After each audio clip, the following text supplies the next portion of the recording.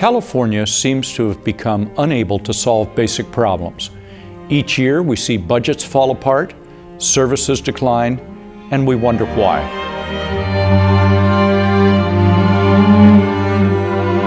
Today, we will hear from Californians who, like you, are concerned about that and about how we can fix our ailing state government. Hello, my name is Fred Keeley. I'm a member of the Leadership Council of California Forward.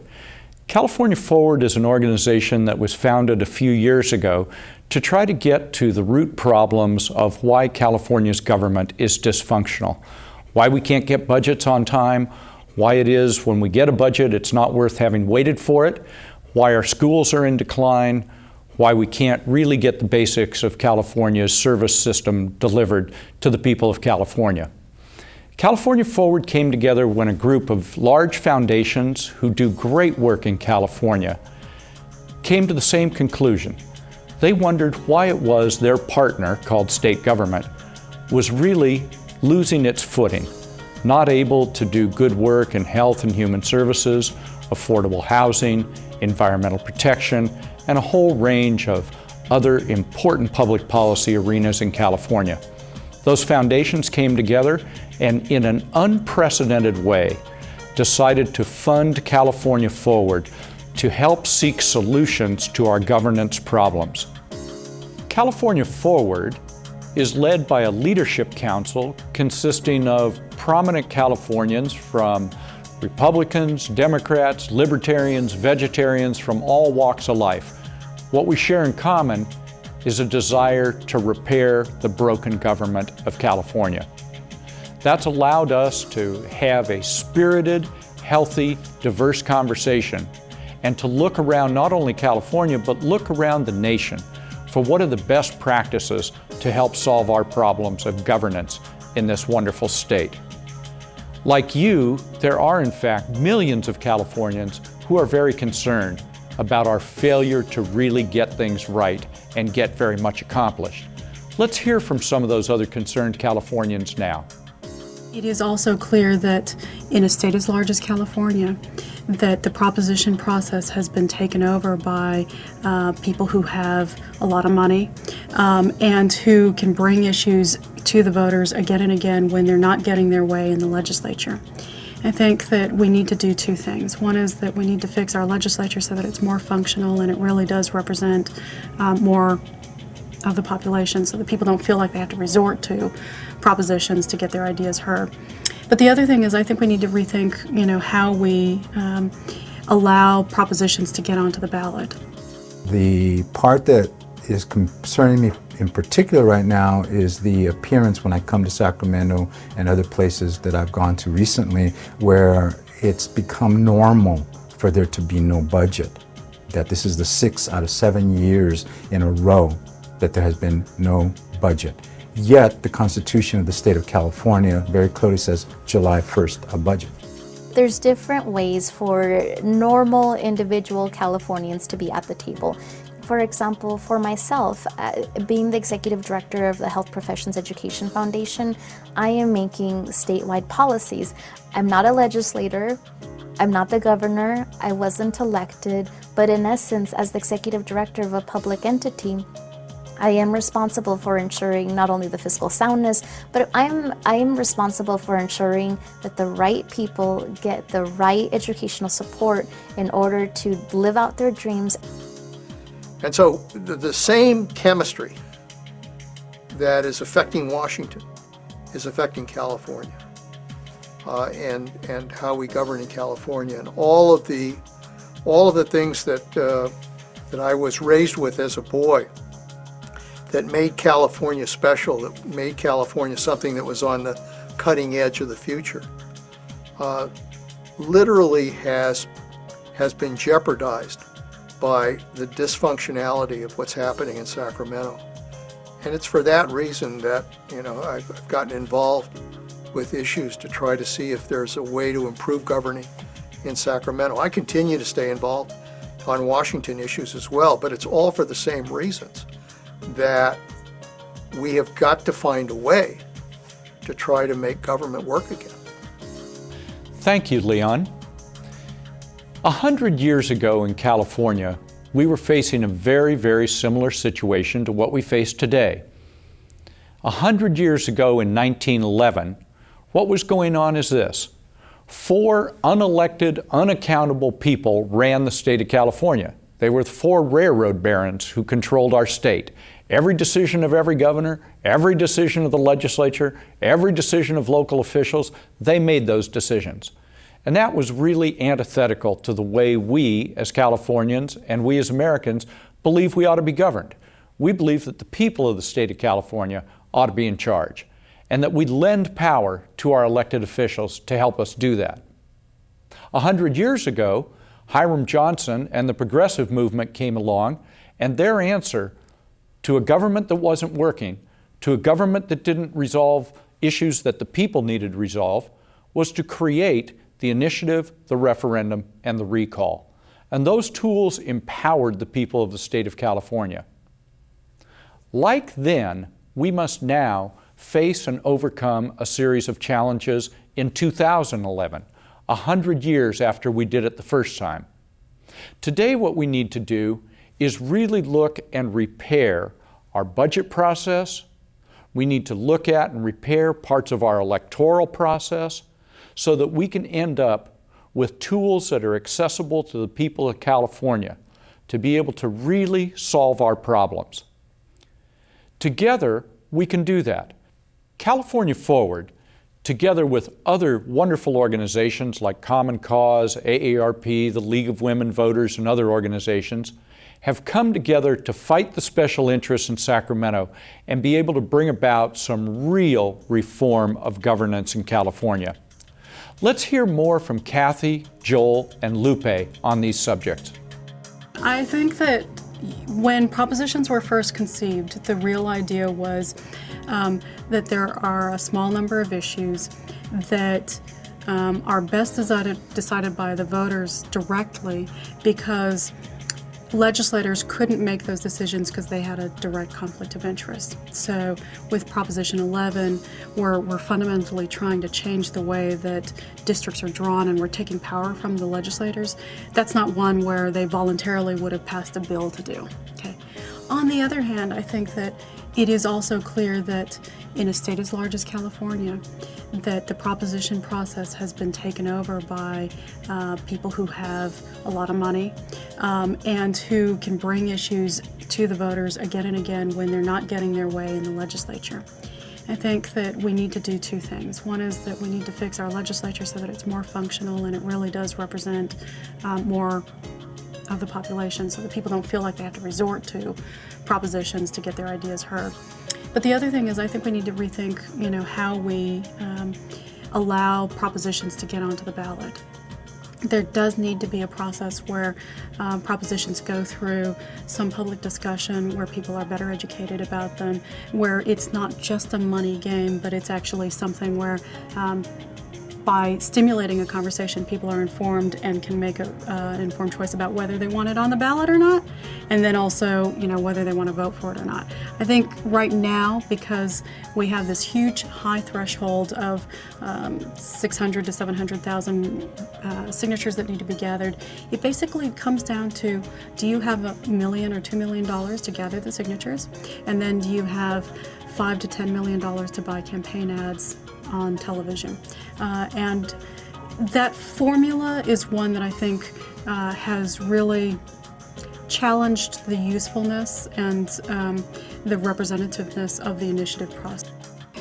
One small example of how when people are disenfranchised and they're not allowed to vote, they're really denied services. The community of Watts, it's not a very large community, mixed between predominantly Latino and African American, and it's middle income, lower middle income.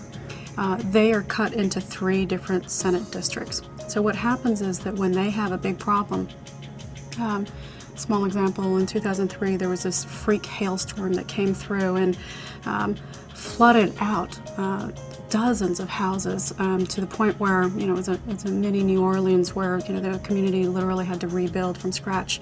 And a lot of people had to move out of their houses and were looking for emergency support and emergency housing.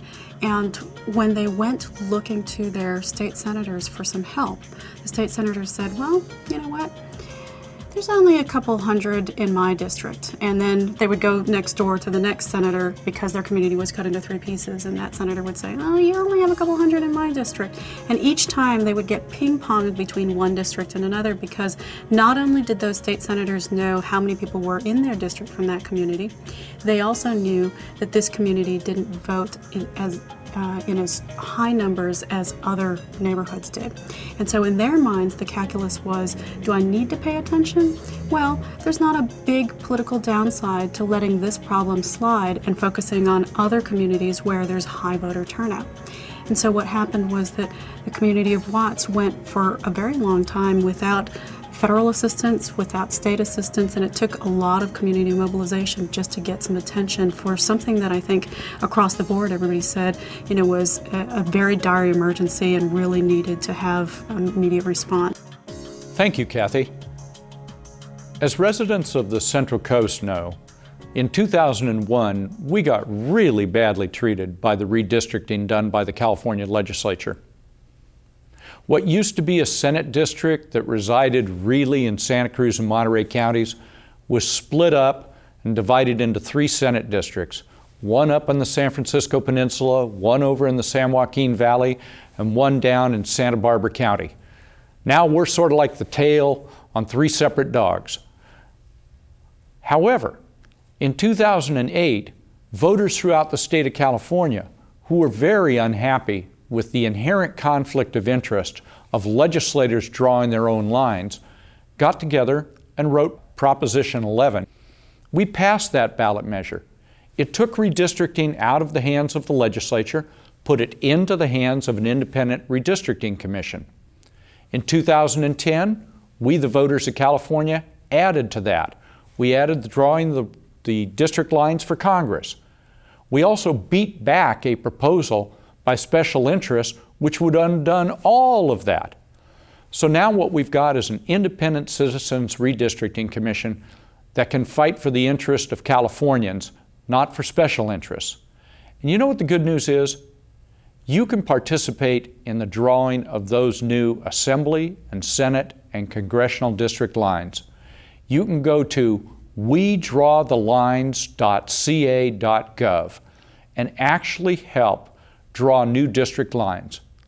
That's one of the achievements of California Forward, together with our partners, Common Cause, the League of Women Voters, AARP, and other good government folks throughout the state. Now, let's hear more from Joel about the failed state budget process. Community health centers right now serve over 3.5, almost 4 million people for primary care services. There's only one system that serves more patients than ours, and that's Kaiser Permanente. So there's like the insured, and then there's the Medi-Cal and the uninsured, and yet we continue to make sure that, do everything we can to make sure that they have access. Where we are right now with the state, with the budget, first of all, there was the check write delay, which was already legislated, and then there's the delay in adopting a budget. So since the beginning of this month, we already have not been paid for service we have rendered $390,000. And so for us to be able to absorb that, to get to when we are going to be paid what we're owed, is a huge sacrifice.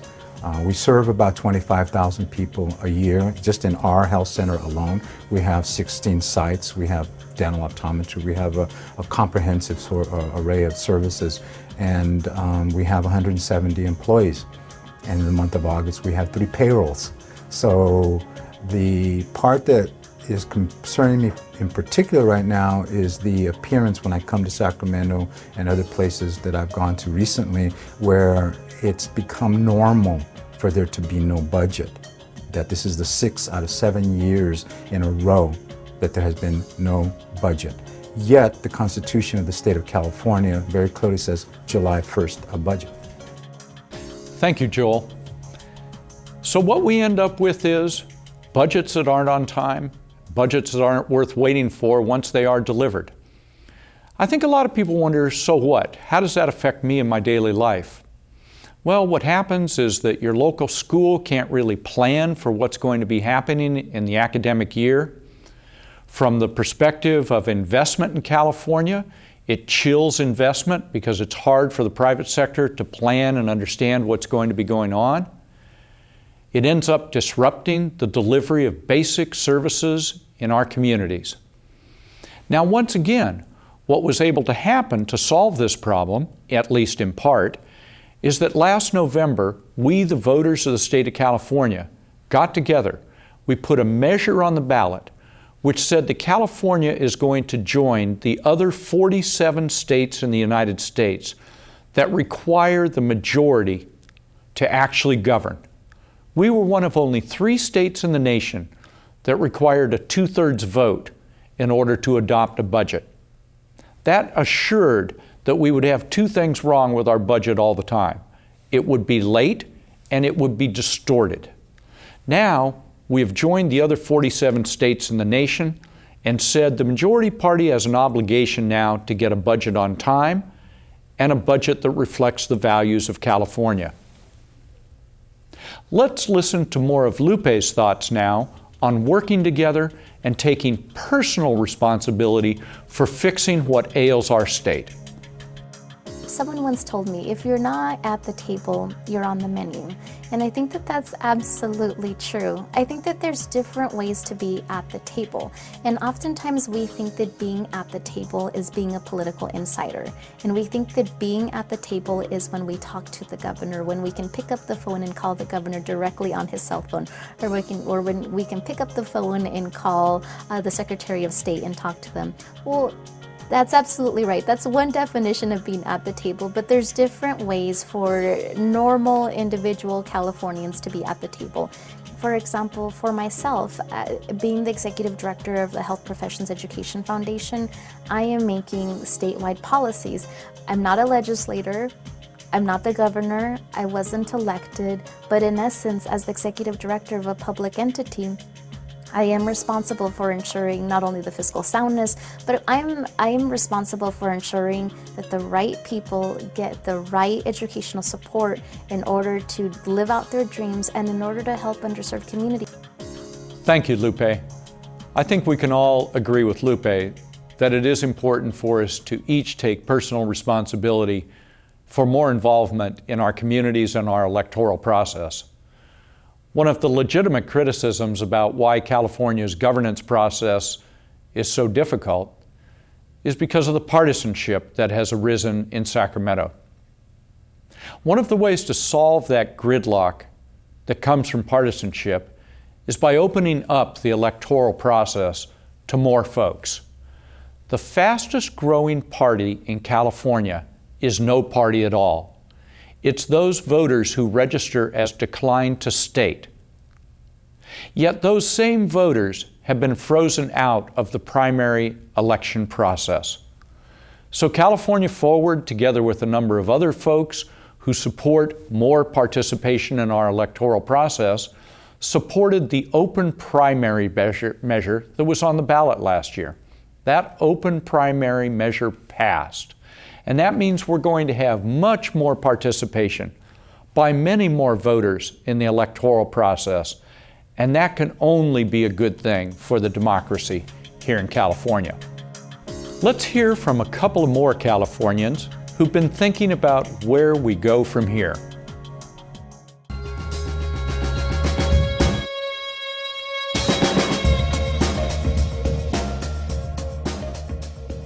If you were to pick one thing that you would fix in the sort of California governing system, in these areas we're talking about, to fix in the next 5 years, what would it be? Term limits has really been detrimental to the institutional knowledge and the collegiality that was once in Sacramento.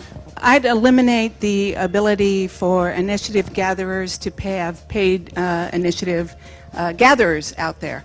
Changing the 2/3 rules for the adoption of a budget and also for raising revenues. Is incremental reform through the initiative process a process that can get us to a comprehensive reform. Currently, incremental change of that kind is the only thing that's available to us. A lot of what's in the current system came in through the initiative process, multiple initiatives over time, and multiple constitutional amendments adopted by the voters, and the legislature can't change that. Very much a sad commentary that there is no trust. There's only allegiance to your caucus, and it's gotten too much like Washington, D.C. Restoring accountability to the budget vote, to passing a budget, is just too important of an opportunity to miss. I think the simple majority budget alone, this is the time to do it. If we're going to reform these things and get some common sense in the budgeting process and some real fiscal responsibility, I think it has to be a comprehensive approach to the issue. This state is full of entities that are engaged in providing services to people who desperately depend on those services, who have not had a dime from the state of California in 4 months. Would a state-local realignment, and I think what most people are talking about is something that gives more power to locals, different definitions how you do it, would that make government more effective? I think what it does is it makes government more accountable. After many, many years, we're at a point where there is a complete disconnect between local and regional level responsibility and delivery of services and revenue. We need to return more control over the say of how funds are managed and controlled to the local officials that are closest to home. If you gave more power to these local governments, which might be scary, you know, when you think of something like Bell to raise revenues, might you get greater accountability because it scares people into being engaged in their local government? What I would like to see is more revenue generating capacity, generally more decision making at the local level, but also with an understanding that there are vulnerable constituencies that just can't be left to the mercy of local political establishments that may have absolutely no concern whatsoever for their needs or survival. What are a few, maybe even one, effective way to get the kind of community engagement you need on this issue? If you question for a moment whether your elected representative in the Senate or the Assembly cares what you think, they care. So please communicate with them and let them know when there are things that you want them to do. You pick the kind of organization you're comfortable with, neighborhood organization, business organization, labor organization, arts organization, whatever you like, but it is through your organizational framework, getting it more energized, getting it more involved, getting it more concerned about reform, getting it more concerned about tax and revenue issues, getting it more concerned about whatever you care about, that has to be the basis of forming constituencies that are going to make change. For those of us who are deeply interested, and I assume we're deeply interested because we got up early on a Saturday morning to be here, that we take that and we share it with other people once we've left here. And spending 15 minutes a day sharing our passion with others for civic engagement will indeed make a difference. Thank you so much for joining us today in this discussion about how to modernize the tools of governance in California. We've had an opportunity to take a look at what the challenges are, what some of the solutions are that Californians using the ballot have been able to put in place to help fix some of our really broken problems. But we also know that there's a number of issues that still need to be addressed. California Forward is going to be undertaking a large community outreach program throughout the state of California this spring and this summer. There's going to be meetings all over the state of California in communities large and small. We're going to be having a community dialogue here in the Monterey Bay area. Go to californiaforward.org and take a look at our link to Speak Up California. That's the name of the project.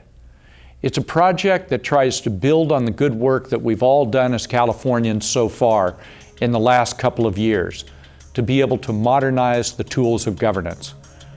I want to thank Community Television of Santa Cruz, also the folks at California Forward who work so hard every day, our funders in the major foundations in California, and mostly you, for caring enough about your community and your state to participate in making it even better.